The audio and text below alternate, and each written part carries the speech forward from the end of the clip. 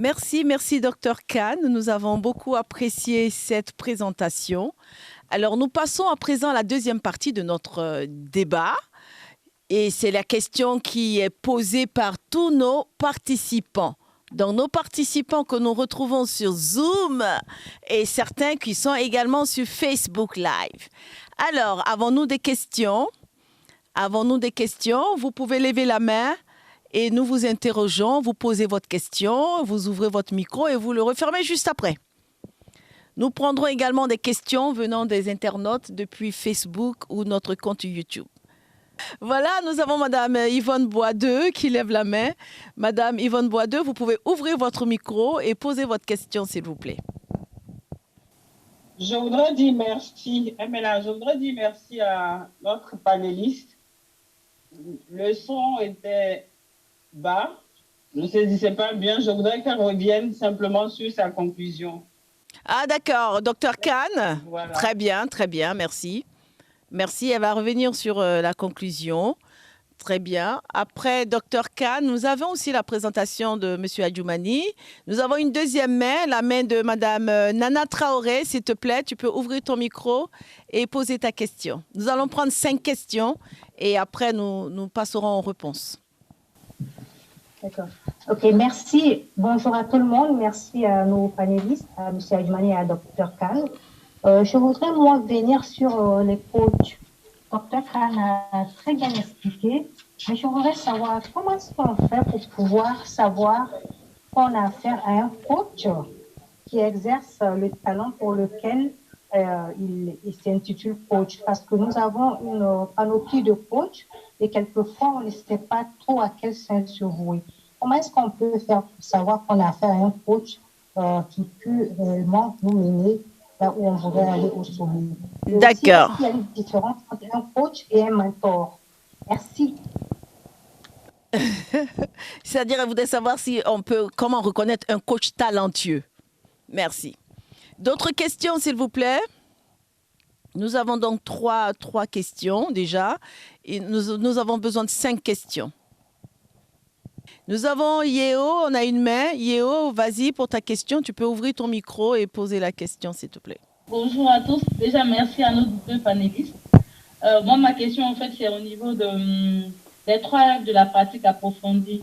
Comme l'a dit Mme Yvonne Boisdeux, on n'entendait pas très bien, donc du coup, on n'a pas forcément bien saisi. Si Dr Khan pouvait revenir sur cette partie-là, ce serait parfait pour nous. Merci. D'accord, très bien, merci. Monsieur ou Madame Amani, je vois une main ici, Amani, et après Amani, ce sera Mariama. Et nous aurons bouclé avec la première liste. Amani, Rodolphe. Bonjour. Allô? Oui, allô? Bonjour, Dr Khan. Merci pour votre présentation. Moi, j'ai une préoccupation, c'est la suivante. Lorsque j'ai lu le livre, j'ai remarqué que les personnes qui développaient le talent étaient vraiment très, très jeunes. Que ces personnes ont commencé à apprendre depuis leur enfance. Dans votre conclusion, vous avez dit que il n'y a pas d'âge pour apprendre, pour être talentueux.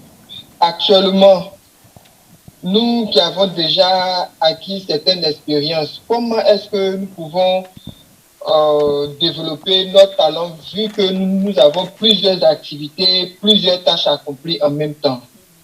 Donc, je suis un peu perdu sur ce point. Merci beaucoup. Merci. Nous avons aussi une question, Dr Khan et M. Adjoumani, sur notre Facebook page. Quelles sont donc les qualités pour être un bon coach? Est-ce à dire que la myéline, c'est-à-dire l'élément déclencheur de notre talent, est-ce la quantité de myéline ou l'élément déclencheur de notre talent? Voilà. On va demander à Mariama de poser également sa question. Mariama est présente. Mariama, on y va?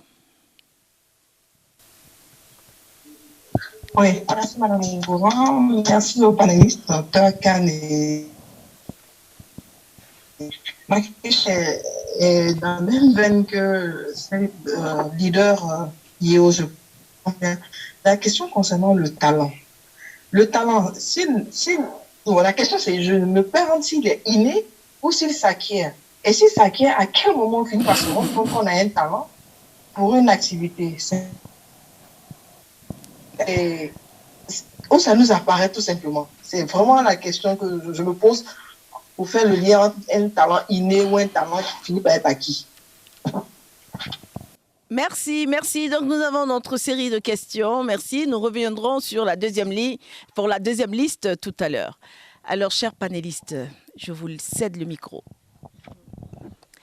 Merci Marie-Laure. Alors, je pense que c'est peut-être la distance d'avec l'ordinateur. Alors, ce que je disais en conclusion, c'est que l'auteur nous a fait un schéma qu'on peut retrouver à la page 219 pour ceux qui ont le livre, dans lequel on voit... Est-ce que je peux repartir sur la diapo pour montrer le chemin en question?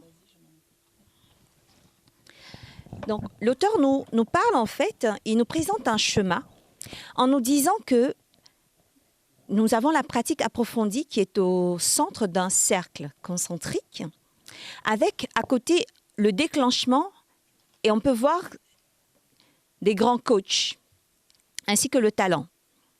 Ce qu'il nous explique, c'est que le talent est la résultante, en fait, je dirais, de 3 éléments. Le premier, c'est la pratique approfondie. Le deuxième, c'est le déclenchement ou la motivation. Et le troisième, ce sont les grands coachs. Et dans ce chemin-là, vous voyez que le déclenchement va nous permettre d'aboutir à une pratique approfondie. Et ce déclenchement va être sous l'influence aussi bien des grands coachs et aussi notre pratique approfondie va être sous l'influence des grands coachs. Ça veut dire qu'un coach a la capacité de déclencher en vous et donc de constituer un signal extérieur, de déclencher en vous une motivation, de vous aider également à faire une pratique approfondie, à exercer une pratique approfondie et le tout pour arriver au talent. Et je disais que le déclenchement fait appel en réalité aussi à notre degré d'engagement dans le processus d'acquisition d'une connaissance que nous avons, c'est cela effectivement. Dans le processus d'acquisition d'une compétence ou d'une connaissance. Et pour en revenir donc à la question 3 concernant l'âge et le talent, effectivement, il n'y a pas d'âge pour apprendre, je le dis et je le répète. C'est la raison pour laquelle certains, même à 60 ans, 70 ans révolus, continuent d'apprendre. Seulement, le processus d'acquisition va se faire beaucoup plus facilement chez un sujet jeune que chez un sujet âgé. Tout simplement parce que le temps a eu le temps de faire son effet. Donc, il y a eu le processus de vieillissement. Vous vieillissez, nous prenons de l'âge, et donc un enfant de 5 ans, 6 ans, 7 ans va apprendre beaucoup plus vite que nous. Si on nous dit qu'il y a un danger qui arrive, le jeune va dépasser le vieillard s'il y a une course à pied. Cela est évident. Et c'est exactement la même chose pour la myéline. D'accord? Maintenant, il y a une question qui dit, mais à quel moment sait-on qu'on a un talent? Non, je continue avec la question parce qu'il y a une composante de la question où elle parlait du nombre de tâches que nous avons à accomplir. Effectivement, on est très chargé quand on est adulte. On a des responsabilités, ainsi de suite, qui font qu'on n'a plus forcément le temps pour acquérir de nouvelles compétences. Mais toujours est-il, et je le dis toujours aux lecteurs qui viennent, c'est qu'on ne lit plus de la même manière ou on ne lit plus pour les mêmes raisons quand on a 10 ans que quand on a 50 ans. Le choix du talent ou de la compétence qu'on veut développer doit s'inscrire dans l'atteinte d'objectifs à court, moyen et long terme pour soi. Si je décide aujourd'hui d'apprendre à escalader une montagne, qu'est-ce que moi, ça va m'apporter dans mon processus de développement personnel? Quel est l'objectif que je cherche à atteindre pour que le fait d'escalader, de venir à bout de cette montagne-là, soit un moyen pour moi d'atteindre cet objectif? Là est la question.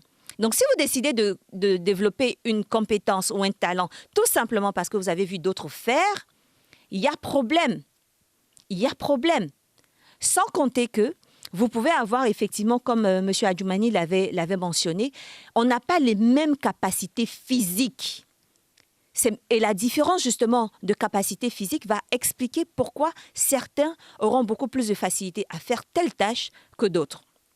Donc si oui, le talent, et cela me permet aussi de rebondir sur la question de savoir si le talent est inné ou acquis, le talent, il n'est pas inné, on l'acquiert le talent. On peut avoir, et il y a même un autre livre en fait que je ne citerai pas, Mais Maxwell parle aussi justement du fait que le talent à lui seul ne suffise pas à déterminer une compétence. Vous pouvez être talentueux dans un domaine, mais si vous ne faites pas de pratique approfondie, vous finissez par perdre votre talent. Et il n'y a pas meilleur moyen, l'auteur le dit, il n'y a pas meilleur moyen de briser les plus compétents ou les experts ou les athlètes qu'en leur interdisant de faire de l'exercice. Donc, je ne sais pas si cela me permet de répondre aux questions par rapport à ce que je viens de dire, mais si il y a des points qui ne sont pas encore clairs, vous pouvez toujours me le dire. Alors, comment faire pour savoir le bon coach dans le domaine qu'on a choisi?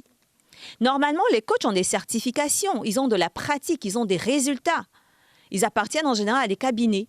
Ils ont participé à des écoles de formation de coaching. Ils ne se sont pas levés comme ça pour se proclamer coach. Donc, vous avez la possibilité de vérifier cela de par le CV ou le dossier que va vous présenter le coach. Exactement. Vous allez le payer pour ces séances de coaching.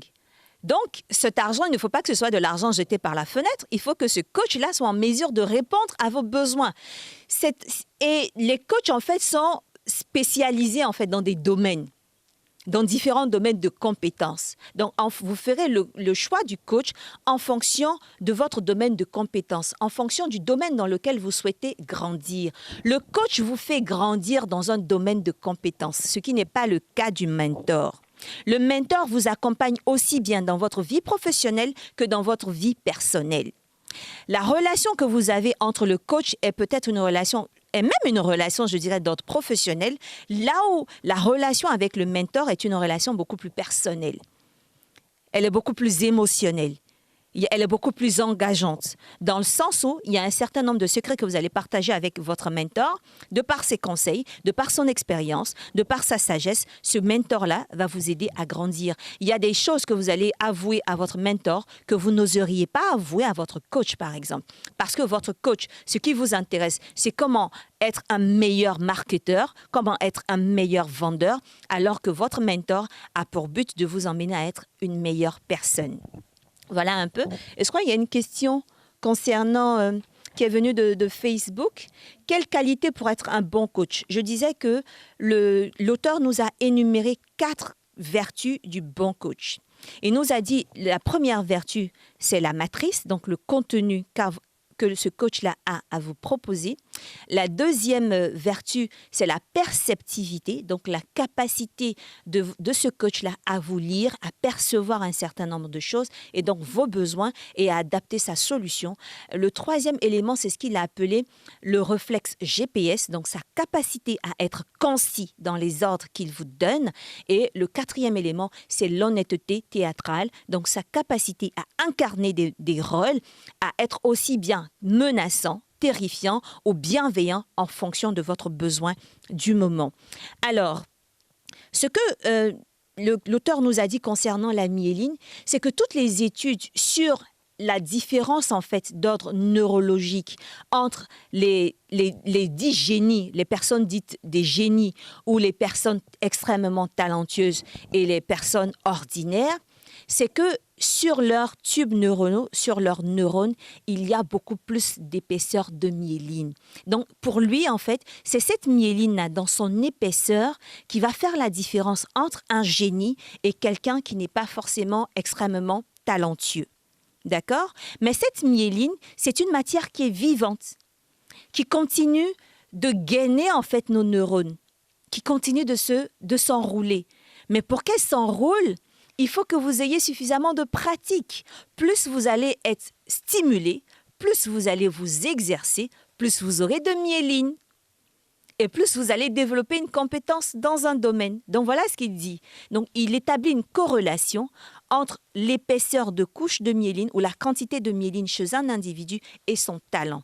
Tous les individus talentueux qui sont reconnus pour leur talent sont des individus qui ont beaucoup plus de myéline que les autres. Donc, à partir du moment où ce secret est percé, ça veut dire que le génie n'a pas de génie, dans le sens où tout le monde, monsieur lambda, tout homme, toute femme, toute personne peut aspirer à être un génie. Bon, je ne sais pas, c'est ce que je vais ajouter. Tout dit. Vous pouvez ajouter qu'il y a certains liens que je viens de poster sur Facebook. D'accord, voilà. Je voudrais aussi vous dire qu'il y a certains liens, quelques liens postés sur la page Facebook qui vous donnent toujours la différence entre un mentor et un coach.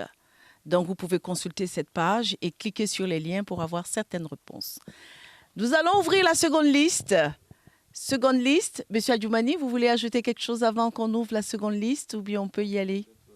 La pratique, d'accord. On va vous laisser le micro pour la pratique approfondie. Et nous avons 2 questions également dans le chat. Nous allons parler de la pratique approfondie. Dr Khan l'a dit, c'est-à-dire ceux que nous appelons des génies, en fait, ne sont pas extraordinaires. C'est parce qu'ils ont pratiqué la pratique approfondie qu'ils ont pu fabriquer beaucoup plus de myéline. Et maintenant, le secret est percé. Comme l'a dit, le secret est percé. Nous savons tous comment faire pour avoir plus de myéline. Et si nous avons autant de myéline que celui que nous appelons génie, nous devenons aussi un génie. Nous hissons à son niveau. Donc, le tout maintenant, c'est de faire la pratique approfondie avec les 3 règles que nous avons définies tout à l'heure. Il faut morceler, il faut répéter et il faut apprendre à ressentir. Donc, si nous appliquons cette méthode de pratique approfondie, tout le monde peut avoir des talents. Et donc, le talent, il n'est pas inné, il est acquis. C'est ce que je voulais ajouter. Merci. Alors, Marie-Laure, j'ai vu une question dans le chat, une question dans laquelle la personne demande comment savoir qu'on a un talent ou si on a un talent dans un domaine. En fait, le but du livre, ce n'est pas de découvrir que vous avez un talent. C'est que vous avez la capacité de développer autant de talents que vous le voulez. Il faut que ça, ce soit vraiment très clair. Il ne s'agit pas de détecter le talent que vous avez en vous, mais de savoir que vous avez la capacité de développer tout talent que vous souhaitez. Et donc, cela me permet de rebondir sur la question de l'autre qui demande comment est-ce qu'on peut faire pour développer un talent d'écrivain. Tous les écrivains ont été des lecteurs et sont toujours des lecteurs. Parce qu'à force de lire, et là justement, le fait de tomber sur un livre qui fait comme une étincelle, en fait, qui va allumer le feu, la flamme qu'il y a en vous, ce livre-là va être le déclenchement chez vous. Ça va être le déclencheur, le signal extérieur qui va venir déclencher un incendie, un feu en vous, une passion pour l'écriture qui va faire que vous allez commencer à lire encore plus de livres et à vous inscrire, par exemple, à des séances de formation pour devenir écrivain. Donc, si à la base, je ne suis pas écrivaine, ou que je ne suis pas une athlète de haut niveau, j'ai la possibilité de devenir une athlète de haut niveau. Je peux ne pas aimer faire la cuisine, mais je peux devenir un vrai cordon bleu et même aspirer à être un chef étoilé. Si je pratique, si d'abord j'ai cet élément déclencheur en moi, cette motivation, j'ai mon engagement personnel, j'ai l'appui ou l'accompagnement de coach, mais aussi je pratique. Je mets en œuvre les 3 règles de la pratique approfondie. Il n'y a pas de raison que je ne développe pas un talent dans un domaine. Seulement, ce que je dis, c'est qu'il faut éviter de se disperser. Sinon, à la base, c'est comme un enfant, vous avez la possibilité de lui faire apprendre tout ce que vous voulez. Et mon professeur de neurosciences, justement, le disait, professeur Ba, c'est que les circuits neuronaux d'un enfant de 5 ans sont 10 fois, en termes de connexion neuronale, au niveau de son cerveau. Vous avez parlé de synapses. Rappelez-vous les connexions qu'il y a. Et imaginez les connexions Internet mondiales. Quand vous regardez le schéma du globe avec les lignes qui se croisent par-ci, par-là, imaginez que le réseau Internet mondial, en termes de connexion, c'est 10 fois moins que le nombre de connexions neuronales d'un enfant de 5 ans. Seulement avec la pratique approfondie, à force de répéter les mêmes tâches, les circuits vont finir par se spécialiser dans un domaine. Donc, à votre enfant, n'ayez pas peur de lui apprendre trop de choses. Parce que c'est une éponge, c'est un disque vierge sur lequel vous avez la possibilité de graver des choses. Et je voudrais aussi en profiter, Marie-Laure, si tu le permets, pour dire que plus un enfant va être stimulé par son environnement, plus cet enfant-là va développer de myéline. Donc, si vous avez un enfant qui est moyen, en termes de facteurs influençant son niveau d'excellence. Il y a bien sûr l'école, l'environnement dans lequel il évolue, mais il y a aussi vous, la façon dont vous stimulez cet enfant-là. Un enfant qui passe beaucoup de temps devant la télévision, devant les écrans, il sera moins stimulé qu'un enfant que vous laissez sortir jouer dans du sable, que vous allez laisser jouer avec un animal domestique, par exemple. Parce que chaque fois qu'il est mis en contact avec quelque chose d'extérieur, il développe de nouveaux circuits, de nouvelles connexions. Donc voilà un peu ce que je voulais vous dire sur le talent. Oui, il n'y a pas de limite. Ne vous limitez pas. Le but, ce n'est pas que vous soyez cantonné à un seul talent, mais que vous sachiez que votre cerveau vous donne des capacités extraordinaires qui vous permettent d'aspirer à n'importe quel talent, étant entendu que vous devez juste remplir les 3 conditions donc, du talent. Alors, on a une question qui nous vient de Mouné Amelon, Julie, qui dit, je pense que M. Adjoumani va répondre à ces questions, il y en a 3. Elle demande quel lien peut-on faire entre les personnes vraiment performantes d'avec les gens qui possèdent du talent, puis les personnes compétentes. 2. Qu'en est-il de la définition du talent en milieu de travail? 3. Quel est l'enjeu réel pour une entreprise à travailler pour l'employabilité du salarié, vu que les recruteurs sont constamment à la recherche de talents visant à identifier et à recruter des candidats à fort potentiel qui donc aideront à atteindre les objectifs de l'entreprise. Concernant la pratique approfondie, si des parents veulent développer des talents chez les enfants qui ne sont pas assez talentueux ou qui ont des difficultés à acquérir certaines connaissances, est-ce que les parents doivent forcément contacter des coachs ou doivent-ils s'ériger en coach? Donc, je commence par la dernière question. En fait, si vous sentez que vous avez la capacité de faire appliquer, disons, la pratique approfondie à votre enfant, vous pouvez le faire. Mais il est mieux d'avoir un coach parce que le coach il est spécialisé.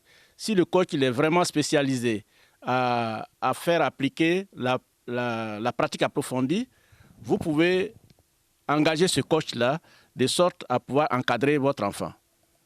Parce qu'en fait, la pratique approfondie, vous savez, on vous l'a lu tout à l'heure, comment la pratique approfondie se passe. Vous avez les trois règles de la pratique approfondie. Vous pouvez essayer de l'utiliser. Et si vous sentez que vous n'êtes pas à la hauteur d'utiliser cette pratique pour votre enfant et que vous avez un coach disponible, je vous encourage à prendre ce coach-là puisqu'il est spécialisé pour faire ce travail. Alors, sur la question des parents, il faut savoir qu'il y a tout un chapitre en fait qui est consacré à la question du parent dans le livre que vous pouvez trouver à la page 230 où l'auteur nous parle du fait de devenir parent et il explique comment lui et son épouse en fait n'ont pas été beaucoup présents en fait dans l'enfance de leurs enfants et que quand ils ont compris le principe de fonctionnement de la myéline, ils ont commencé eux-mêmes à laisser, par exemple, traîner des crayons de couleur dans la maison pour stimuler le génie créateur de leurs enfants. Et ils expliquent justement ce problème auquel tout parent est confronté. Comment est-ce que je peux détecter un talent chez mon enfant ? Et à partir de ce talent-là, le pousser, ou comment est-ce que je peux nourrir des ambitions de talent pour mon enfant ? Et il dit le fait justement de rester dans une boîte fait que nous passons à côté d'énormes choses. Nous cherchons soit à limiter l'enfant dans un certain nombre de tâches ou alors nous nous trompons en fait dans son orientation professionnelle. Toujours est-il que le premier coach pour l'enfant, c'est son parent. C'est son père, c'est sa mère, c'est l'environnement familial dans lequel il grandit. Donc, en tant que parent, vous n'avez pas forcément les 3 premières années de votre vie ou de la vie de votre enfant, vous ne vous faites pas coacher pour ça. On est bien d'accord. Par contre, vous vous préparez à devenir parent en lisant des livres qui vous expliquent la psychologie de l'enfant. Et c'est fort justement de ces connaissances psychologiques de l'enfant, des stades de développement de l'enfant, que nous, par exemple, nous avons instauré le jeu dans l'apprentissage de l'enfant en disant « ici on lit, ensuite on joue ». Pour que l'enfant, quand il s'agit de lecture, assimile la lecture à quelque chose de divertissant, quelque chose qui peut être source de plaisir. Mais comment? C'est en y intégrant effectivement des activités de jeu, parce qu'il n'y a que par le jeu que l'enfant apprend mieux. Ce n'est pas sous la contrainte ou encore avec la violence que vous apprenez à votre enfant à faire quelque chose. Alors, ce qu'il y a, c'est que vous devez l'accompagner du mieux que vous voulez, à développer tout le potentiel qu'il a, le potentiel créateur. Ne le limitez pas. Stimulez-le du mieux que vous pouvez, autant que vous le pouvez. Je l'ai dit, l'enfant peut apprendre une dizaine de langues. Ce n'est même pas un problème, parce que c'est un disque vierge sur lequel on va venir graver des informations. Et c'est plus il va pratiquer quelque chose, une tâche, que cette tâche-là va finir par devenir un talent. Donc, c'est par la pratique approfondie que l'enfant va développer ce talent-là. L'autre élément, en fait, c'est quoi? C'est que l'enfant peut venir en fonction de votre ouverture d'esprit, je dirais. Si vous êtes plutôt le papa qui permet à son enfant de lui dire ce qu'il veut faire, ou si vous êtes plutôt du genre dictateur qui impose à son enfant soit ses ambitions, soit même ratées à son enfant, l'enfant va avoir une attitude différente. Mais si vous êtes plutôt ouvert pour le dialogue, ouvert sur le dialogue avec votre enfant, l'enfant peut venir vous voir et vous expliquer que voilà telle chose qu'il aime.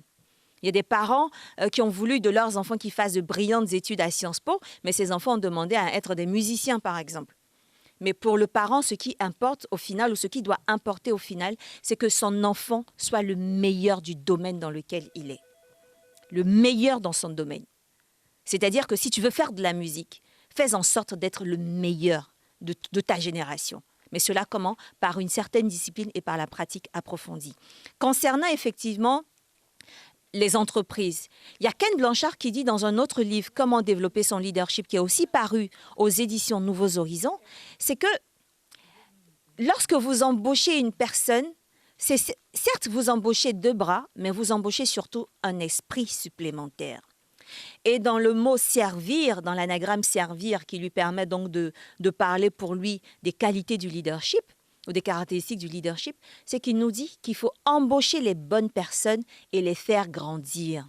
Donc oui, l'entreprise doit embaucher des personnes qui ont du talent, mais l'entreprise ne doit pas être là dans la dynamique de recevoir uniquement de son salarié.